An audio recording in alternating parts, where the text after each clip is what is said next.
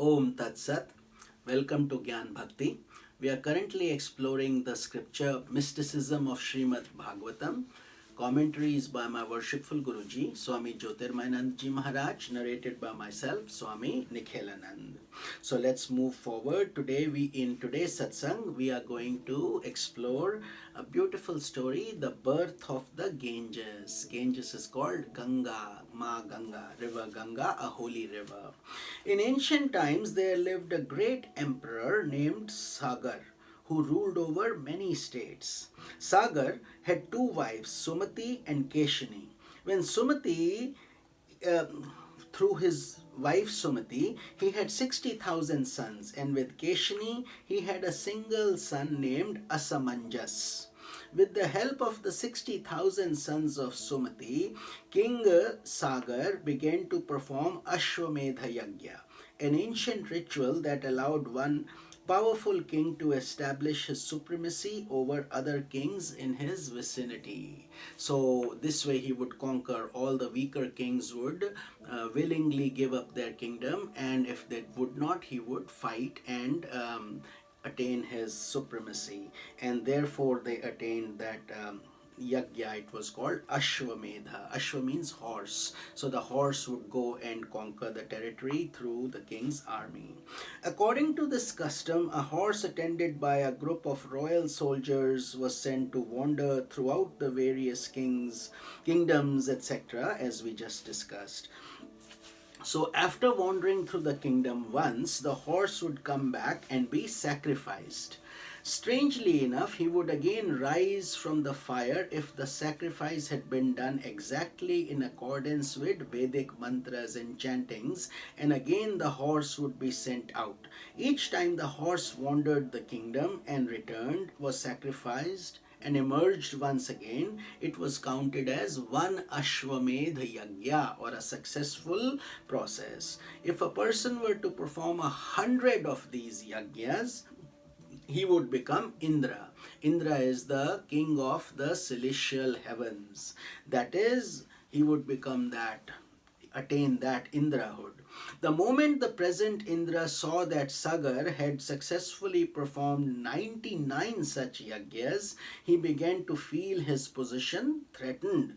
To prevent the 100th sacrifice from being completed, Indra stole the horse and took it down into a great cavern deep in the netherworld, where sage Kapila, an incarnation of Lord Vishnu, practiced austerity and deep meditation. There, Indra tied the horse next to the place where sage Kapila sat wrapped in meditation. When Sagara could not find the king horse, he asked his 60,000 sons to go and search for it, because that was the last yagya he had to do. These young men found out that the horse had been hidden and began to dig down into the earth. Having created a vast chasm by their feverish digging, they finally got to the place where Kapila was meditating, and there, right next to him, they saw the horse tied by the hermitage, the one that Indra had stolen and put there. Misinterpreting the situation and thinking that it was somehow the sage who had stolen the horse, they ran towards him with weapons raised, threatening to kill him. Startled by such unseemly behavior, the sage opened his eyes and fire flashed from it. Instantly, all 60,000 of Sagara's sons were burnt to ashes. When Sagar learnt of this, he sent his grandson Anshuman, the son of Asamanjas, to follow the trail of his 60,000 uncles to the netherworld, where sage Kapila was practicing austerity. There, Anshuman offered prayers to the sage. Kapila was pleased and told the youth to take the horse and return it to his grandfather. Further, he explained that the only way to liberate the souls of his uncles was to work to bring down Ganges upon the earth. only when that stream of Ganges flowed through the ashes of those relations would their souls be liberated. It is also called Tarpan Kriya or Shraddha, basically making sure that the souls get proper departure and they don't struggle. So this ritual called Shraddha ceremony in Sanatana Dharma, where at the time of departure, after death of the body, personally, and then every year, the loved ones do this ceremony for the departed souls.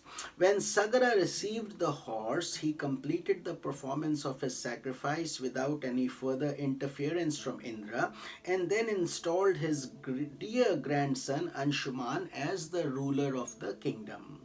Despite this relative prosperity, the great tragedy of his sons being burnt to ashes still remained and overshadowed everything else in Sagar's life, and he continued to hope that one of those in his family line would succeed in bringing Ganga or Ganges down on the earth.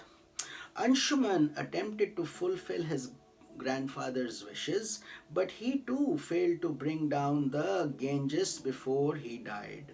In turn, his son Dilip tried to carry out the mission and he also failed. However, the son of Dilip, Bhagirath, finally accomplished this sacred mission with an effort that had become legendary. Bhagirath was an enlightened sage who was also the ruler of the kingdom which he had inherited through the line of Sagara. Therefore, even today, whenever somebody does something very difficult, something impossible, it's called Bhagirath Prayas, which means something that was very hard to do but one has accomplished it, just like sage Bhagirath did. Though beyond the influence of the world, Bhagirath felt he ought to maintain the family tradition of trying to bring down the Ganga.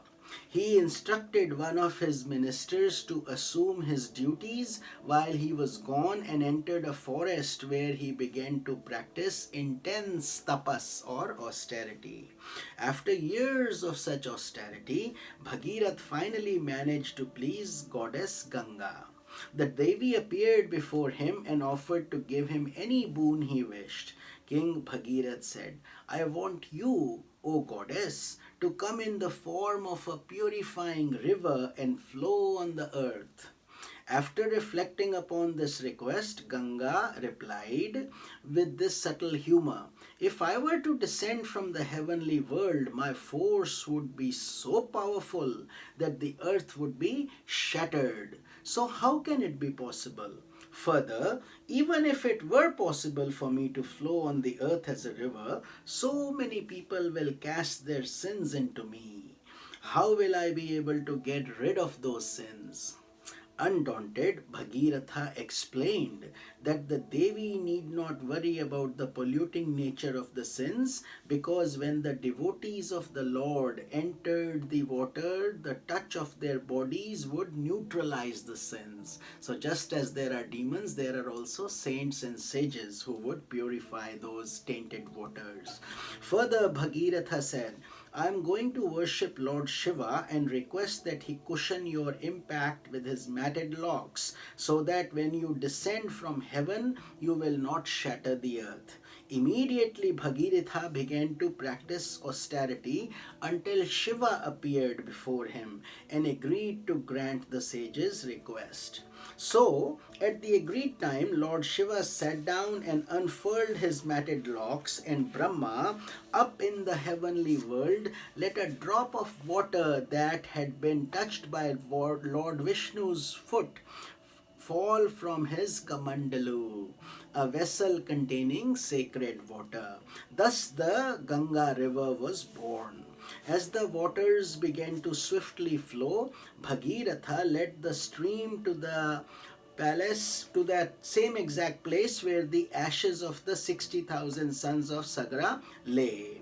As the sacred waters washed over their ashes, these souls were liberated and went to the heavenly realms. So, as we can see, it took a long time to get to that desired state. Thus, by the effort of Bhagiratha, the Ganges began to flow on in this world of mortality, purifying, uplifting, and liberating countless souls. Therefore, Bhagiratha's effort has been proverbial. Whenever a person accomplishes an extremely difficult task, people in India say that that person has performed a Bhagiratha task, as we were discussing before. So, this is the satsanga for today, and we will enjoy the mystical meaning of this beautiful story in tomorrow's satsang. This is Swami Nikhilanand. Om Tat Sat.